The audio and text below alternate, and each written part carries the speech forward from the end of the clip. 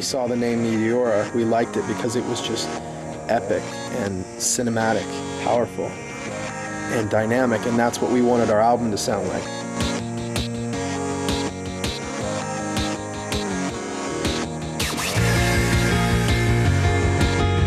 Meteora is actually a series of rock formations in Greece, and on top of these rocks, some monasteries were built centuries and centuries ago.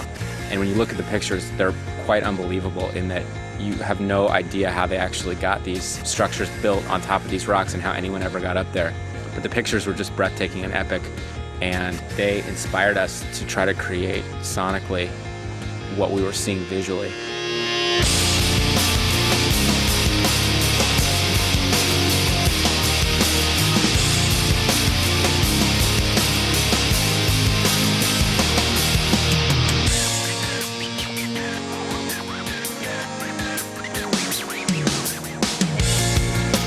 It's a really ambitious title for a record, but I think that we were really ambitious about making this record. We really wanted to put a lot of time and effort into it to make it a perfect Linkin Park record. I think that that's also carried through in the art of the album, and also will also always be there through the visual aspect of the band. We want what you see to seem like something that's larger than life and fantastical. I think that the parallel between our music and our artwork has always been there, you know, even with Hybrid Theory. The idea of bringing heavy elements and softer elements of music together was represented through the visual art of the album with the Soldier and the Dragonfly Wings. The really hard, jaded looks with the really soft, frail touches is something that we like to do. We're even going further with this one. One of the ways that we wanted to tie everything together was through the idea of a work in progress. People don't usually get to see how an album is made or how the whole thing that they're holding is put together. They just get the CD and it's like it fell out of the sky. They listen to it and there it is. So that's it. That's all there is to it. In our case, we wanted to show people all the stuff that goes into that, because I think that stuff is just as interesting and sometimes maybe even more interesting than the actual finished product. The idea really wasn't about representing what the music is, but kind of representing what the process is. And so we focused our attention toward the process and rather than what the music is, because I think our music will speak for itself. And now we want to focus on a different aspect of what we're doing.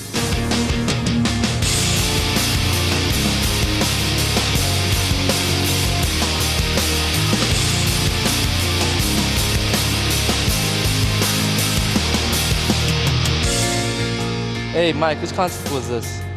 Whose concept was this?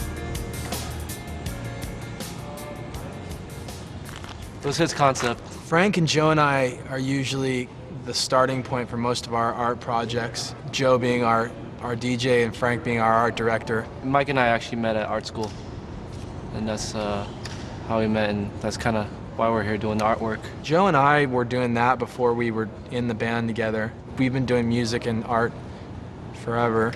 That's a big part of where Mike and I come from. You know, we're artists, visual artists, you know, we're painters.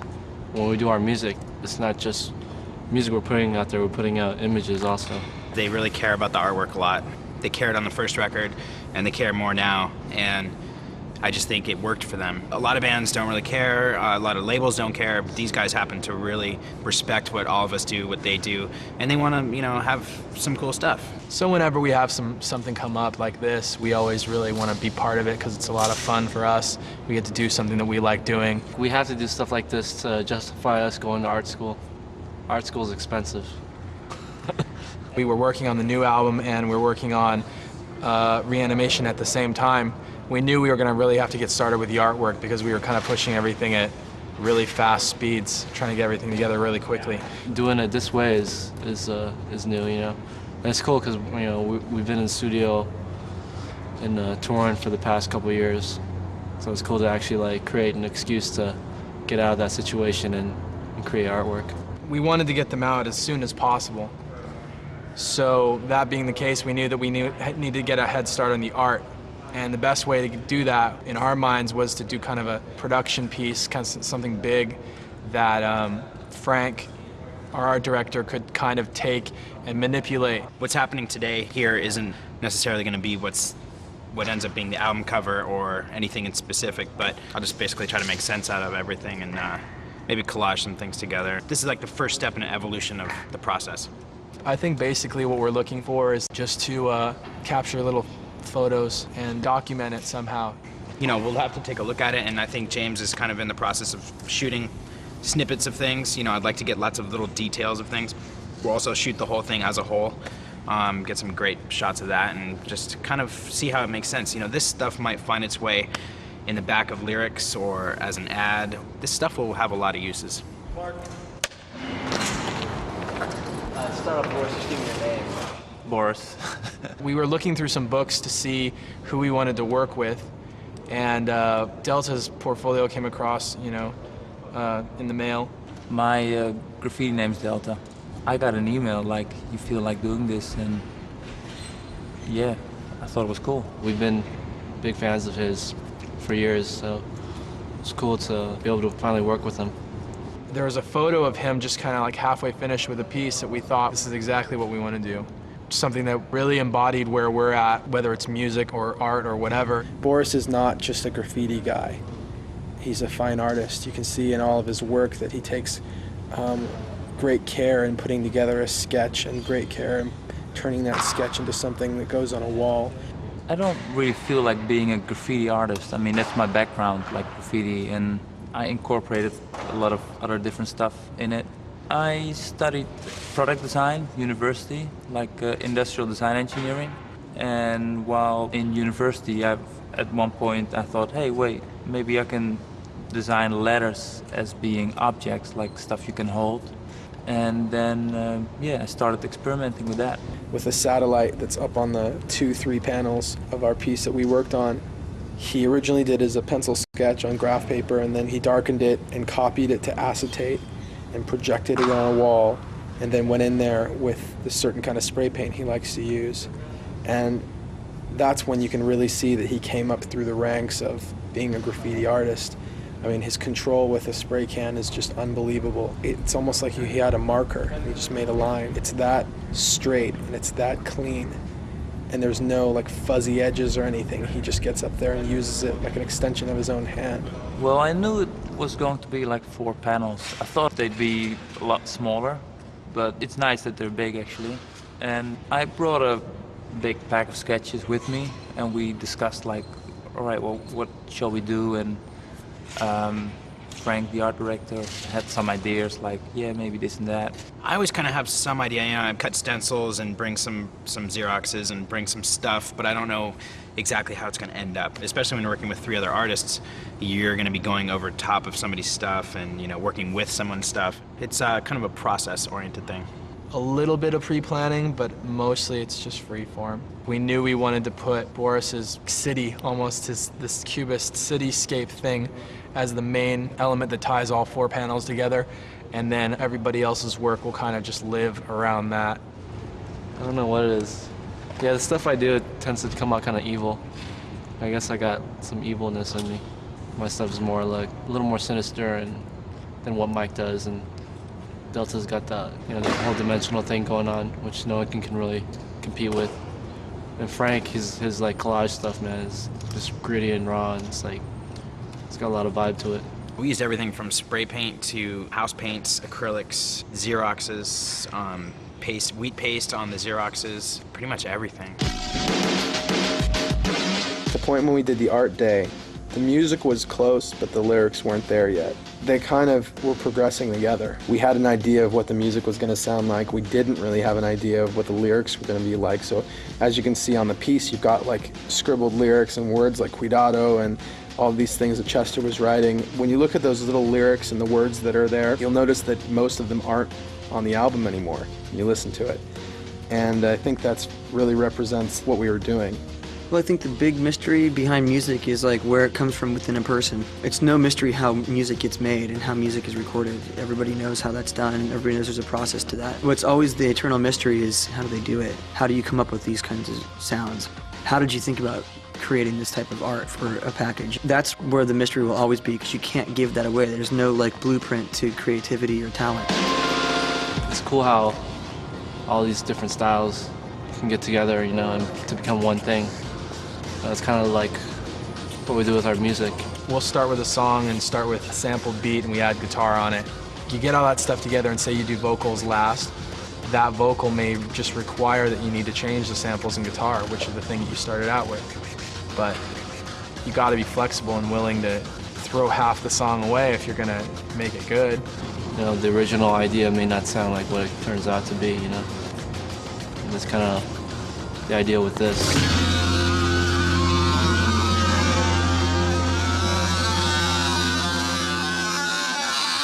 I think we do kind of stay out of each other's way at certain points, you know.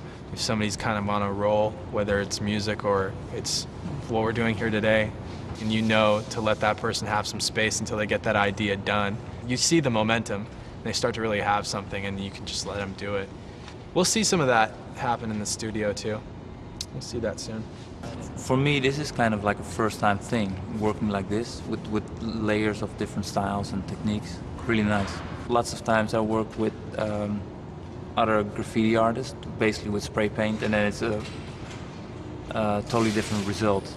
It's all really kind of nice the way it gradually goes from one theme and the other. I want to show how the music comes out. I want to show how the artwork is made, and those little, like that little soldier that everybody saw from the first album.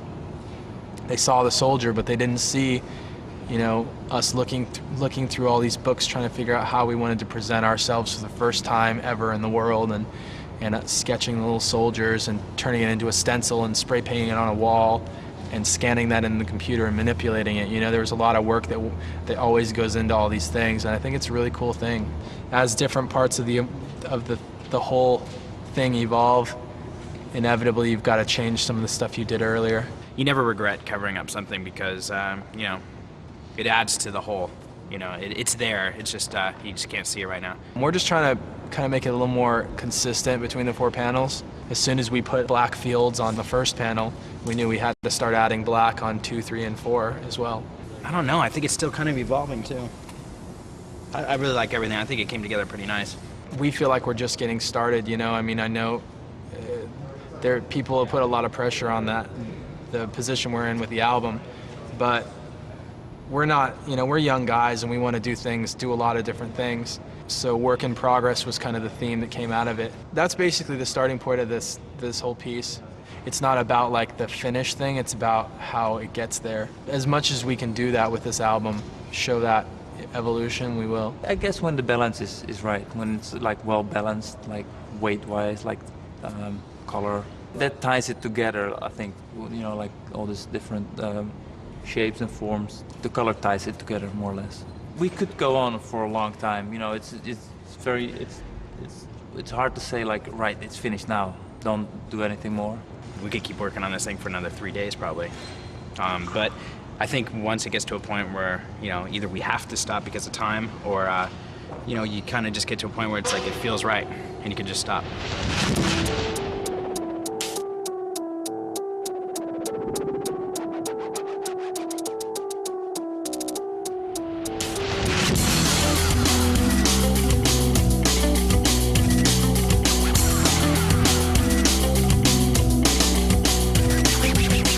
I think the reason that it still was a work in progress, even though we were finished painting on it, at that point the piece was, we weren't going to paint on it anymore for the purposes of this album, but then we take all the photos and things that we captured, and then those get worked on in the computer and get type added on them and get put in an album, and then it evokes some kind of emotion or idea in the person that looks at it, and then it's done. When it gets into the kid who buys the CD, that's when it's finished. When referring to this day, I call it the Meteora Day, because when they were doing these paintings, that to me was Meteora. Kind of like how Linkin Park might have meant one thing when we chose the name, but ultimately came to describe the music that we make. Meteora might be a rock formation in Greece, but for our intents and purposes, Meteora is the album we made. And so when I was watching all this go on, in my head that was Meteora.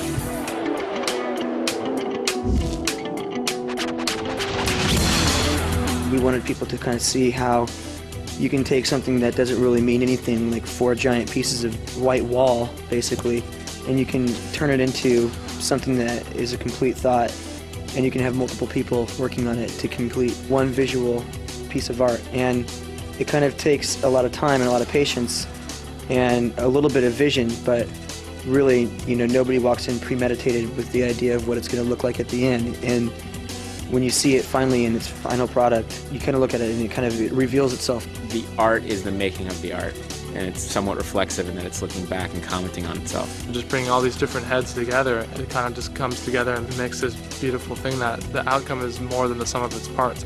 We chose the image of Boris for the cover of the album because of that quiet power of it. And I think it really represents the album sonically. From what I've seen in the footage of the art, it's looking like it's really going in the right direction, and it's really paralleling our music, and it's representing what our music looks like. Something can look really beautiful even before it's finished, and while you're doing it, you know what I mean, capturing that moment where the artist is into the project, it can be artistic at the same time.